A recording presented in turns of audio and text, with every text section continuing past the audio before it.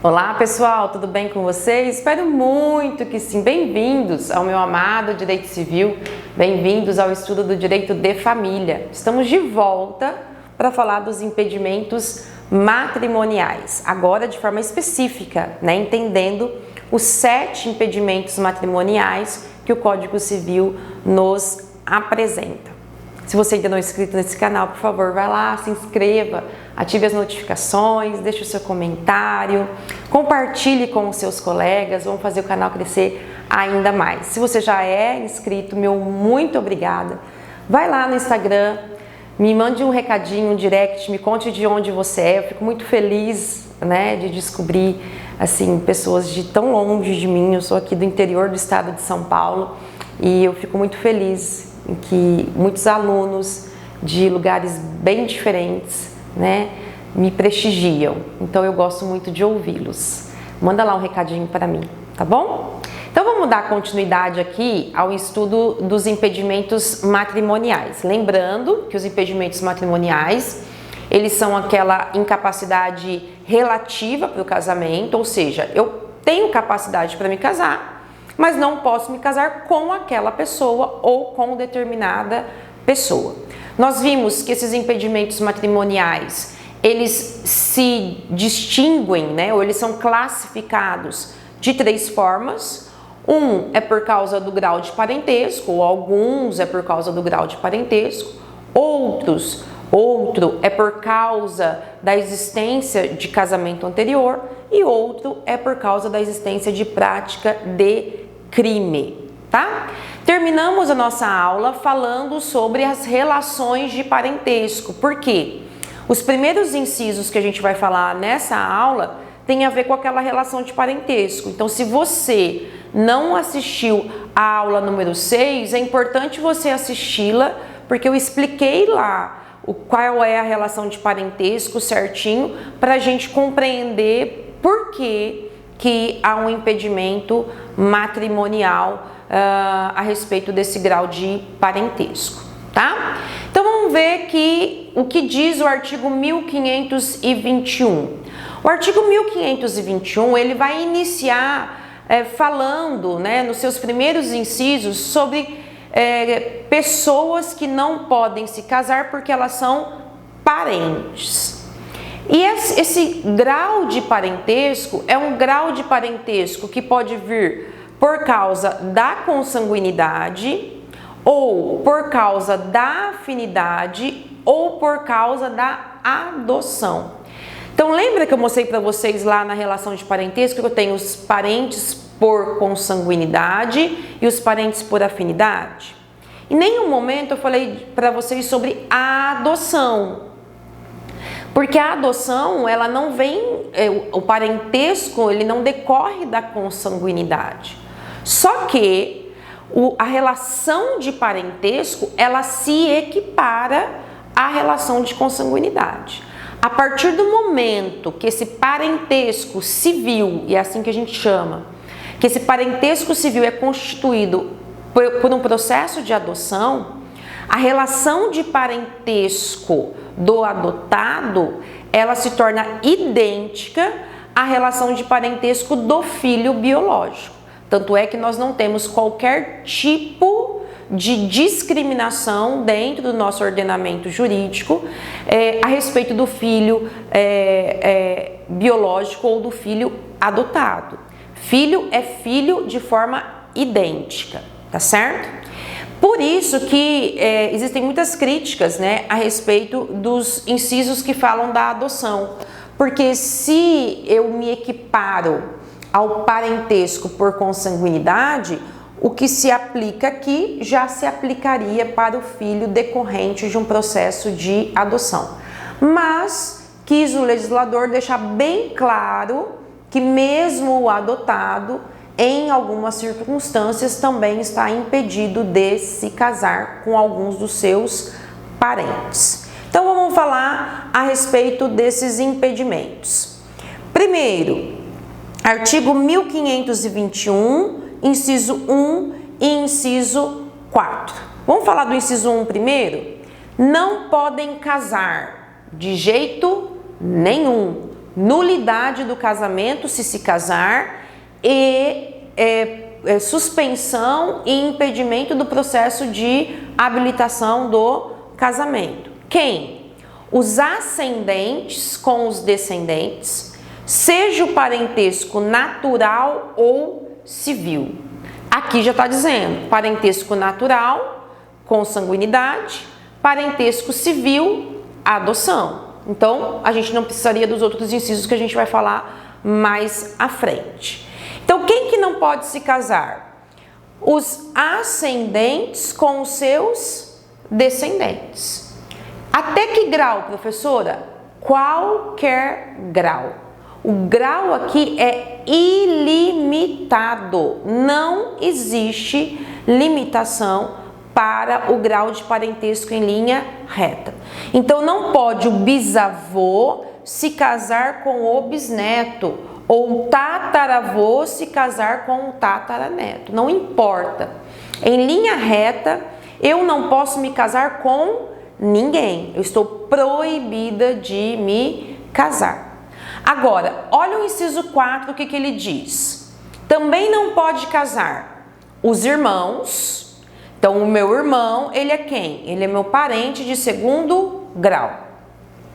Esses irmãos podem ser os irmãos unilaterais ou bilaterais.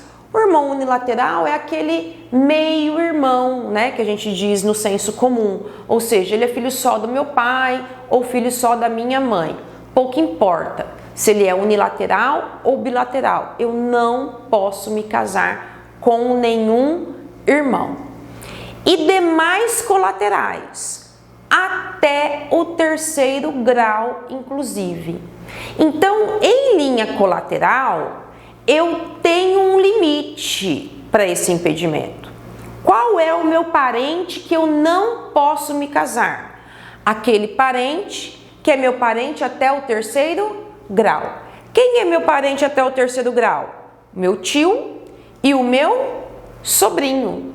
Então, com quem eu não posso me casar? Com o meu irmão, com o meu tio e com o meu sobrinho. Com o meu tio-avô eu posso? Posso. E com o meu primo eu posso? Posso. Por quê? Porque eles são os meus parentes de quarto grau. Eles são meus parentes, não deixam de ser meus parentes, mas eu não estou impedida de me casar com eles. Agora, tem parentes por afinidade? Tem, lembra? Meu parente por causa do meu cônjuge.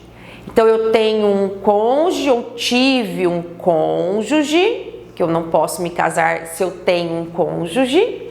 Eu tive um convivente, mas não tenho mais esse convivente, seja pelo estado de viuvez, seja pelo divórcio, e decido me casar novamente. Posso me casar com o meu sogro? Posso me casar com o meu enteado? O inciso 2 vai dizer que não. Os meus parentes em linha reta por afinidade, eu não posso me casar. Isso significa dizer o seguinte, que o parente em linha reta por afinidade, mesmo após o divórcio, mesmo após a viuvez, continuam sendo os meus parentes. Por isso que sempre vem aquela história, né? Sogro e sogra é pra sempre. Então, eu posso me casar com o meu sogro, ou com o meu ex-sogro, ou com a minha ex-sogra? Não, eu não posso me casar com o meu ex-sogro ou com a minha ex-sogra. Eu posso viver em união estável? Também não. E com o meu enteado? Também não. Então, os meus parentes em linha reta, por afinidade, que são meu sogro e minha sogra e meu enteado, mesmo após o estado de viuvez e mesmo após o divórcio, eu não posso me casar com eles, tá? Então, após o casamento, após o divórcio, eu me apaixonei pelo meu sogro e quero me casar com ele. Posso? Não, tá? Não posso. E com o meu cunhado? Posso? Posso.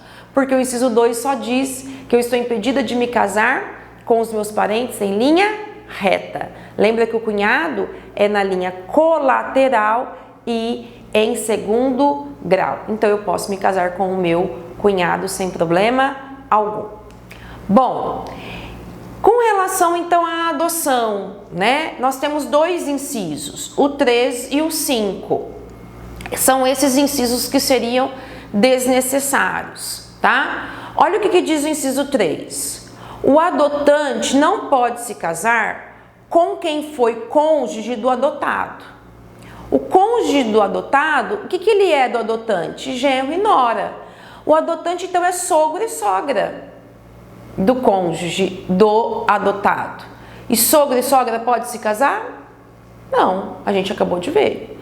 E o adotado, ele não pode se casar com quem foi cônjuge do adotante, que seria o padrasto e a madrasta. Mesma coisa, ele é o enteado. O enteado pode?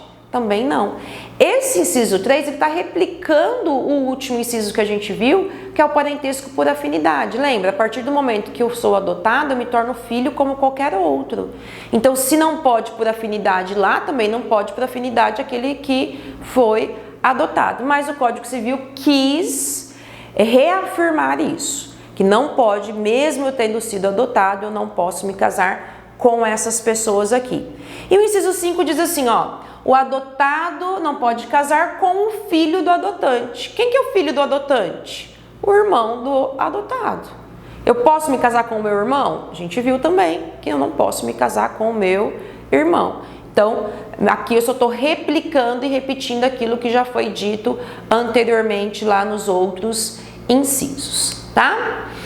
Bom, e o inciso 6? Aqui já não é grau de parentesco, tá? Então, grau de parentesco a gente acabou de ver nesses últimos incisos. Agora aqui o inciso 6 vai falar o seguinte: impedimento resultante de casamento anterior.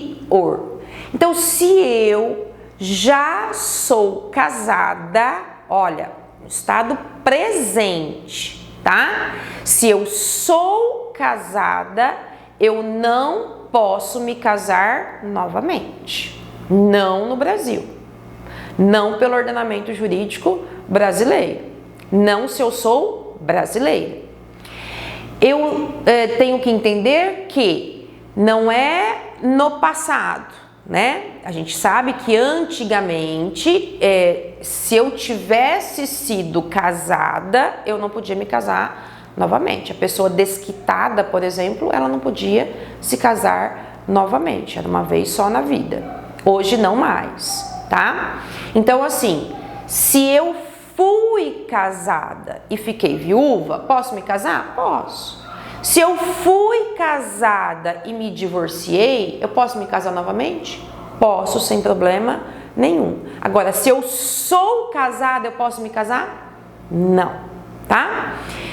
Então, no processo de habilitação, é muito comum e muito fácil para o oficial descobrir isso, né? Basta ele fazer uma busca na sua rede, no seu sistema, entre os cartórios aí, para descobrir se um dos nubentes, ele é casado, já é casado. Se ele já é casado, ele não pode, então, se casar, tá? Pode acontecer, por exemplo, por uma ignorância de um dos nubentes, desse nubente, por exemplo, pela lei antiga, né, antes do Código Civil, antes da Constituição Federal, antes da emenda constitucional de 2010, a gente vai aprender um pouquinho mais à frente, a pessoa ter passado só pelo processo de separação judicial. Então, antigamente, antes de 2010, eu precisava primeiro me separar para depois me divorciar. A separação por si só não me autorizava a me casar, porque a separação ela rompia o vínculo conjugal, mas não o vínculo matrimonial. Eu tinha que depois fazer um processo de divórcio. Então eu tinha que separar, depois fazer o divórcio, ou o divórcio direto, que demora, né? Eu tinha que esperar pelo menos 2 anos da separação de fato. Então, às vezes, a pessoa foi lá, se separou judicialmente e achou que estava separada e não precisava mais nada. E ela foi fazer o processo de habilitação do casamento. E aí, o oficial do cartório verifica que a pessoa ainda é casada. O vínculo matrimonial ainda existe, apesar dela ser separada. Pode casar? Não pode casar. Tem que fazer primeiro o divórcio, tá?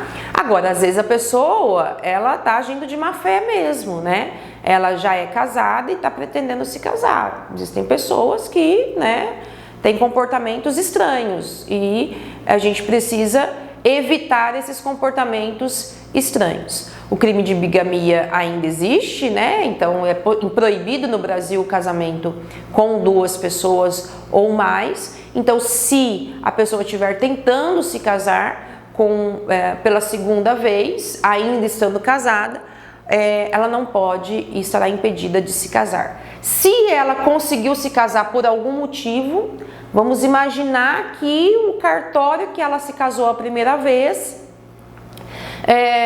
desapareceu, não existe, né, a informação eletronicamente, o cartório atual não conseguiu encontrar essa informação e houve o casamento. E depois a primeira esposa, aparece com essa certidão de casamento, ação declaratória de nulidade de casamento. Então, anula-se. Qual casamento? O segundo casamento. O primeiro, ele é válido, tá? Sempre se anula o segundo. Tudo bem? Bom, e por fim, nós temos lá no inciso 7, o impedimento decorrente da prática de crime. Como assim? Não pode se casar o cônjuge sobrevivente com aquele que tentou matar ou cometeu o crime de homicídio contra o outro cônjuge. Então, eu sou casada. Veio uma pessoa e matou o meu marido. E matou dolosamente. Precisa ser crime doloso, tá certo? Matou dolosamente o meu marido. Eu não posso me casar com aquele que foi o autor do crime de homicídio. Detalhe, esse homicídio, ele não precisa estar em conluio comigo. Então, às vezes, né, eu já sou amante, né, concubina do autor do crime, nós arquitetamos o homicídio e juntos esse autor vai e pratica o crime de homicídio. Podemos nos casar? Não, estamos impedidos de nos casar. Mas às vezes eu não pratiquei o crime, nunca vi o autor do crime, nem sei quem ele é, nunca tinha visto antes. Aí ele vai tentar assaltar, né, o meu marido e comete lá o crime de homicídio. Ele mata o meu marido. E após esse crime de homicídio, eu me apaixono pelo autor do crime e resolvo me casar com ele. Eu não tive nada a ver com esse crime, nem conhecia o autor do crime antes e mesmo assim resolvo me casar com ele. Eu posso? Também não posso. Então, havendo conluio ou não, o cônjuge sobrevivente não pode se casar com aquele que foi o autor do crime de homicídio do outro cônjuge, do outro consorte. Tudo bem, pessoal? Então, esses são os impedimentos matrimoniais. Lembrando, de forma alguma eu posso me casar se tiver um desses impedimentos. Estou proibida de me casar. Se eles forem suscitados antes do casamento, paralisa-se o processo de habilitação ou a celebração e eu não posso me casar. Se eles forem suscitados após a celebração do casamento, deverá ser proposta uma ação de declaratória de nulidade do casamento para declarar nulo esse casamento e não gerar qualquer efeito entre as partes. Tudo jóia? Tudo bem? Então eu espero que vocês tenham compreendido aí os impedimentos matrimoniais e na nossa próxima aula ainda continuaremos falando sobre casamento. Tem muita coisa para falar sobre casamento. Espero que vocês fiquem bem, fiquem com Deus e até a nossa próxima aula. Tchau, tchau!